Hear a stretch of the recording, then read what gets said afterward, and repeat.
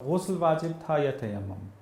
Situation بہرحال جو بھی ہو، ایک بندہ جان بوجھ کے نہیں کرتا،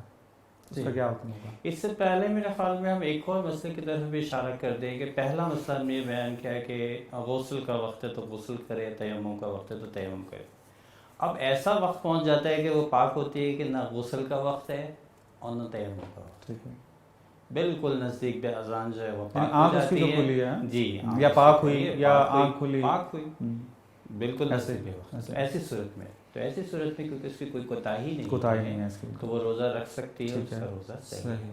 اب جان بوجھ کے یا غسل نہیں کرتی یا تیمم نہیں کرتی، یعنی اپنے وظیفے پر جان بوجھ کے عمل نہیں کرتی، عمل ہے اس کے اندر اور کوتاہی کرتی ہے، سستی کرتی ہے اور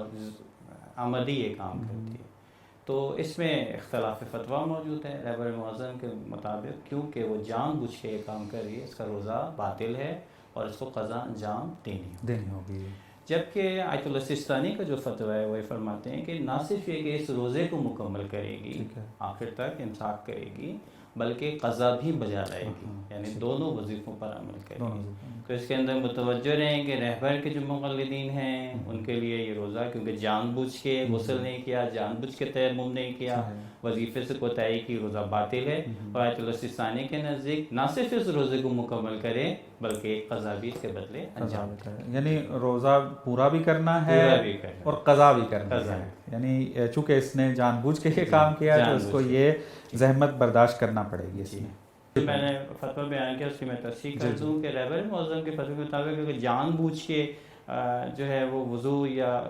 غسل یا تیمم نہیں کیا تو کفارہ، وہ تو کفارہ ہے، جان بوجھ کا تو ظاہری بات ہے۔ ہم بار بار تکرار کر رہے ہیں کہ جہاں بھی عمد اور جان بوجھ آ جائے کہ وہ انسان ترک کر دیتا ہے تو اس کا کفارہ تو، جبکہ اعلیٰ سستانی کی نظر یہ نہیں ہے، بیان کیا کہ اس کے اس مسئلے پہ نظر، یعنی انہوں نے فقط اتنا کہا ہے کہ ایک تو وہ روزہ پورا کرے گی اور دوسرا یہ کیا ہے وہ قضا پھر بعد میں کرے گا۔